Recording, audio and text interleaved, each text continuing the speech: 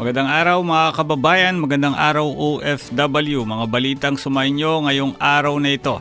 Batas na magpaparusa kontra sa mga illegal recruitment isinusulong po ng OFW Party List.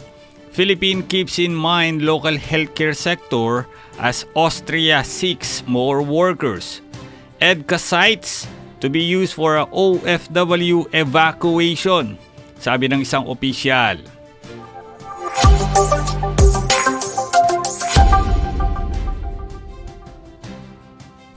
At batas na magpaparusa kontra sa mga illegal recruitment, isinusulong nga po ng OFW Party List.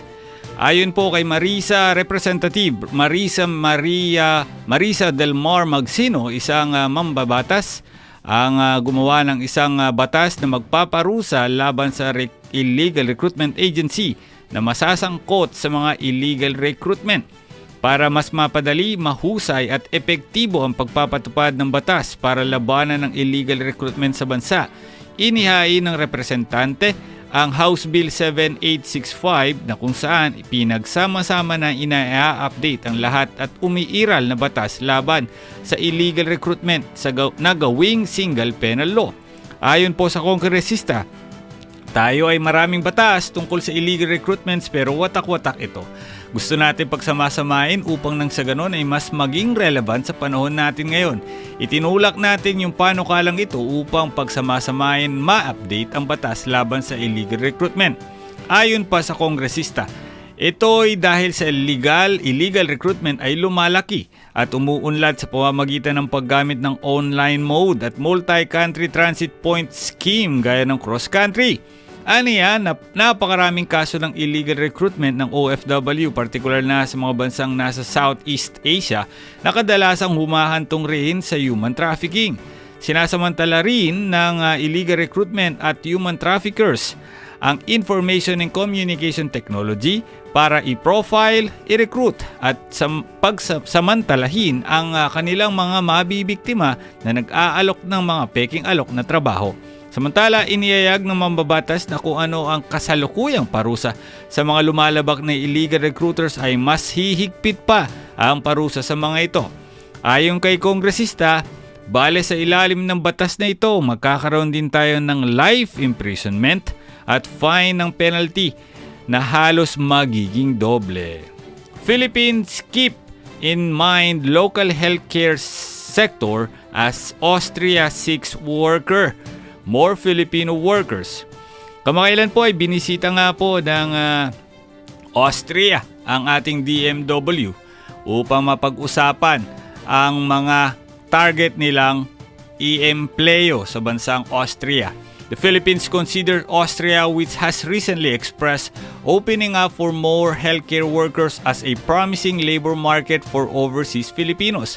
Yan ang naging sabi ng Department of Migrant Workers. A high-level delegation from Austria led by Gunter, the chairman of the Austrian Vienna Association of Healthcare Facilities at the Austrian Chamber of Commerce, recently visited the Philippines and expressed interest in hiring more workers for its health sector.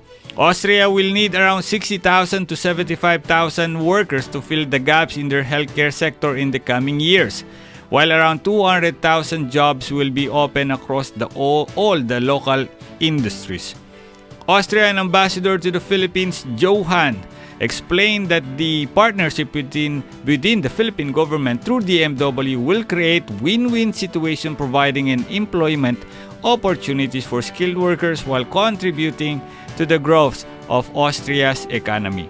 However, sinabi naman ng DMW that also emphasizes the Philippines is also working on to ensure there are enough nurses and medical industry workers to serve the local population.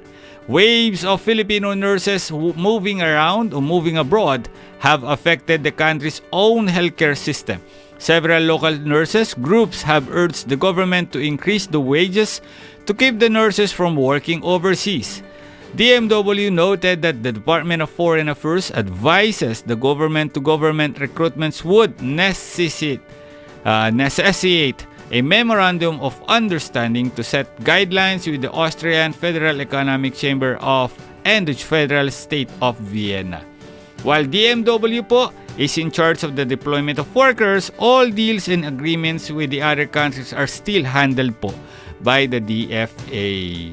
Currently, around 5,824 OFW po ang meron sa Austria, na habang nasa 749 naman na nagtatrabaho sa healthcare and social services industry sa bansang Austria. Magandang balita sana yan, pero syempre kailangan din nating isipin ang Pilipinas na syempre mangangailangan din ng mga local na suporta from our nurses.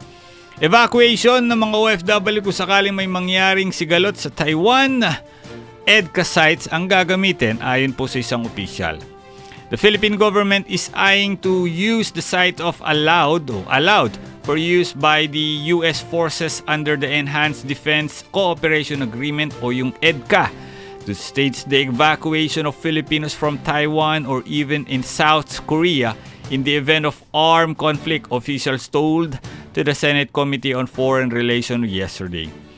The committee po, chaired by Senator Amy Marcos, continued its inquiries into the EDCA, which critics warn could be drag the country into shooting war between the US and China in the event of Beijing takes Taiwan by force. Sinabi ni Senator Marcos, a critic of EDCA, isang kritiko ng EDCA, which allows US forces access to certain Philippine military bases for pre-propositioning o positioning of their supplies and equipment, as for Foreign Affairs Secretary Enrique Manalo and Department of National Defense Officer in Charge Carlito Galvez, how both countries would view the possible attack by China on Taiwan, which Beijing considers its regionate province. As far as we are concerned, if there's an attack on Taiwan by Chinese forces, our main goal is really to first look out for the welfare of our OFW in Taiwan. That's our primary goal, sinabi po